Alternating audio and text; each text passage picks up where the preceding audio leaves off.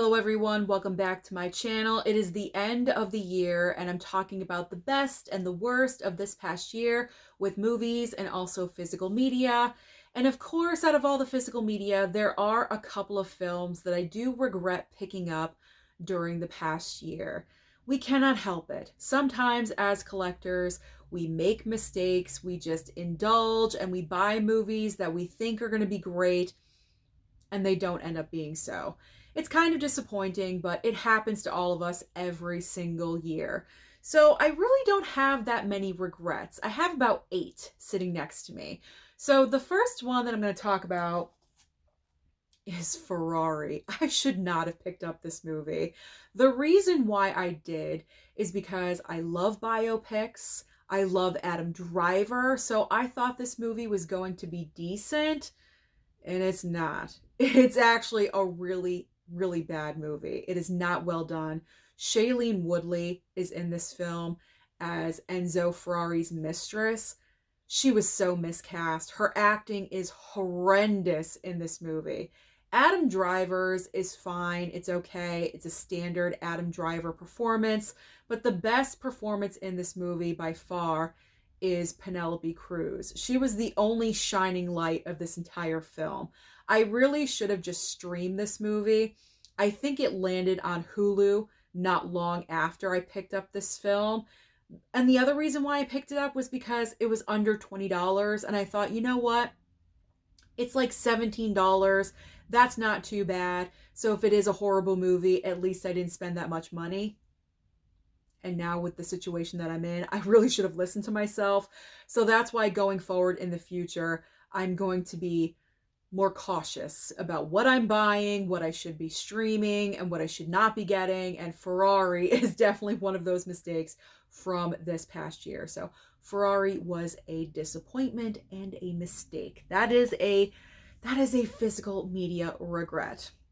Going along with Ferrari, because these two movies came out pretty much at the same time and pretty much for the same reason I bought this movie, it's ISS. ISS. I picked this up for $12 and I was like, yeah, it's only $12. If it's bad, no big deal. This was, it could have been so much better. The movie could have been so much better. You have Ariana DeBose in this movie as like the lead character that we're following, and I was like, you know what? She just won an Academy Award. Let's try this. It's only $12. I don't usually go for, outer space or sci-fi movies, but let's give this a chance. And the film, it had the base. It had like the goods, you know what I'm saying? But somewhere along the line, they just really lost their way with this movie, and it could have been done so much better. It could have been a lot more interesting, but it lacked the flavor. I don't know. It just didn't work for me. I think I stole that from Can't Hardly Wait. I don't know. But you know what?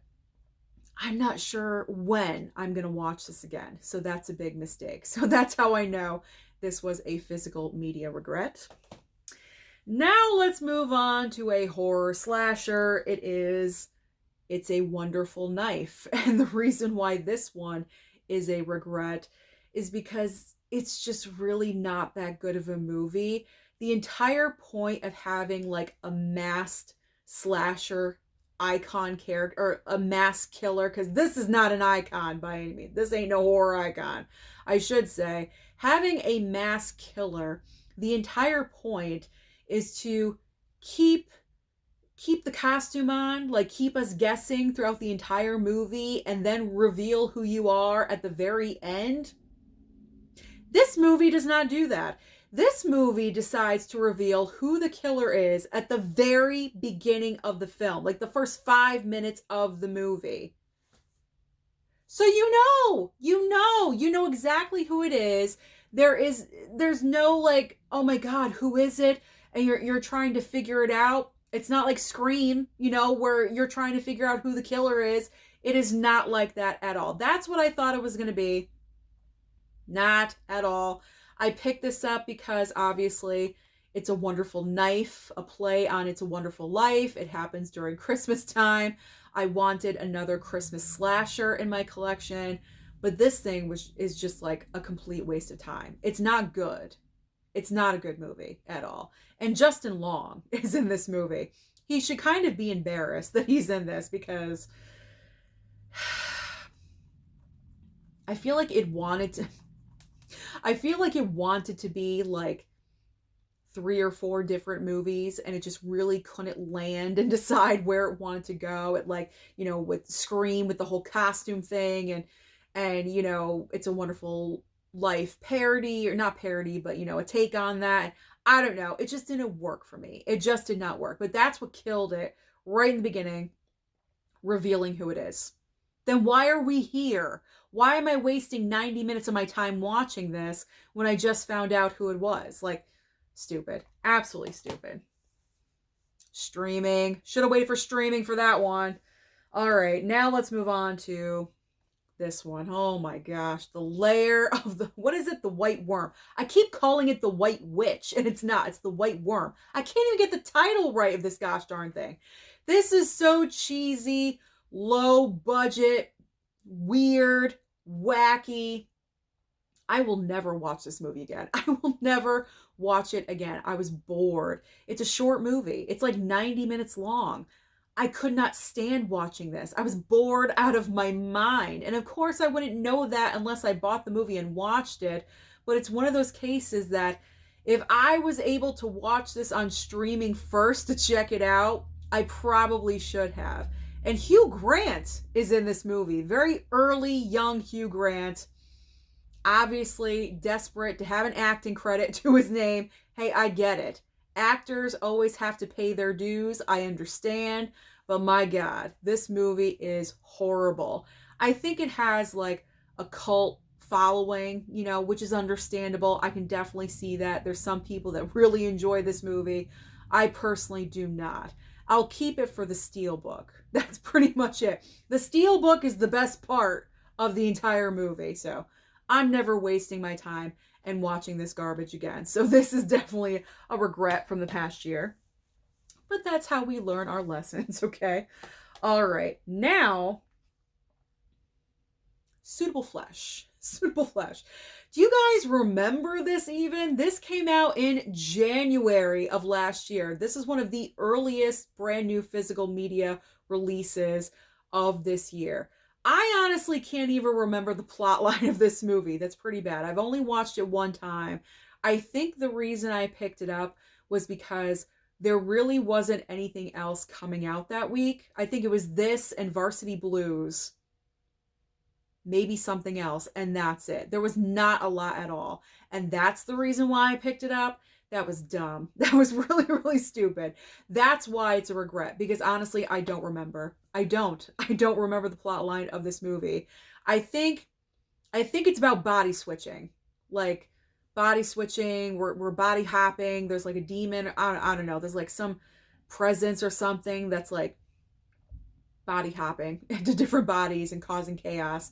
That's all I can remember, even slightly, about this movie. And that's not that great. So, Suitable Flesh, definitely a regret. I will probably watch it again, though. It's not as horrible as the lair of the white worm over there. Like, I'm never watching that again. But this one, I'll watch again. But I might get rid of in the future. I don't know. It's a question mark. I don't know. Now, this one kills me because it is a Nicolas Cage title. Okay, I'm keeping it because that's the only reason I'm keeping it. The only reason. Prisoners of the Ghostland. I regret buying this because, I mean, I'm punishing myself. I already have a steelbook of this, but I picked up the second copy because this was a brand new, a different steelbook with Nicolas Cage, and I pick up everything to do with Nicolas Cage. So that was the driving force behind picking up this movie. This movie is awful. It's horrible. I did not like it at all. Ugh. One of the worst movies that I watched this past year. I don't know if the movie came out this year. I don't think it did.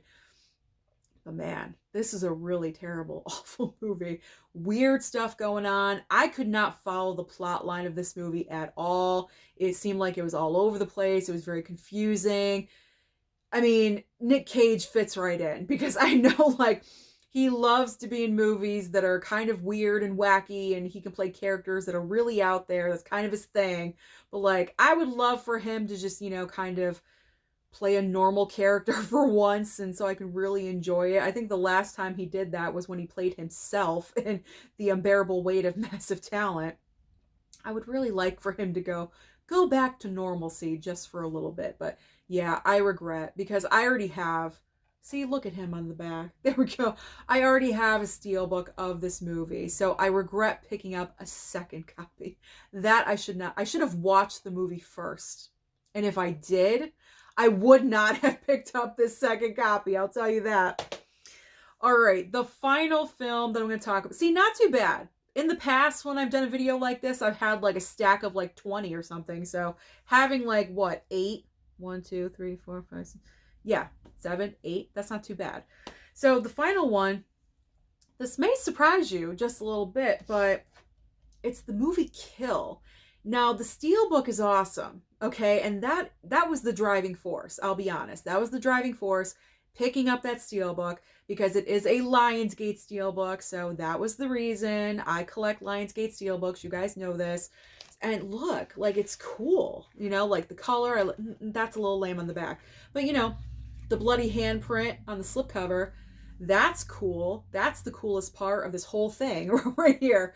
I mean, what's going on in this movie is pretty much John Wick on a train, except what's wrong with this is that you're very limited to action choreography, because when you're on a train, there's only so much that you can do.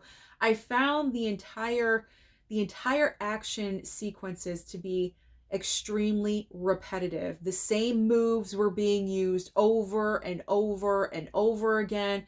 And I'm like, I'm sitting there and I'm watching this. It's not a long movie. It's like, what, 90 minutes or something, 105 minutes.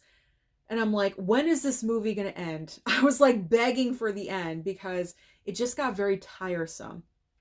And that's not good. I don't know when I'm going to watch this again, to be honest, because, I mean, why would I watch this when I have John Wick? I could just pull out Keanu in John Wick and just be amazed by the choreography. Granted, he's out there and free. He's not confined. But, even if, okay, say it was Keanu, John Wick in this situation, in a tight little train like this, he would come up with different moves to use. I know he would. Okay, I know it would be a lot more creative. I'm not really sure who did the fight choreography for this movie, but that's where the movie really fell for me. There were parts of this movie that were well done, trust me. Like, there's something that happens that devastates him, where he like amps up and gets like, like he wants to kill everyone with what happened. That whole thing was great, but it was just too repetitive. So because of that, I don't know when I'm going to watch this again or ever. This may be a one-time watch for me. I'm not really sure, but I'm going to keep it because it is a Lionsgate steelbook. I'm not going to get rid of it. So this was disappointing, because the likelihood of me watching it again is probably not. It's probably not. So that's what kills it. So those are my physical media pickup regrets of the past year of 2024. Like I said, not too bad. They have been worse in the past. So comment down below and let me know your personal pickup regrets of the past year. Don't forget to like and subscribe before you leave, and I'll see you next time.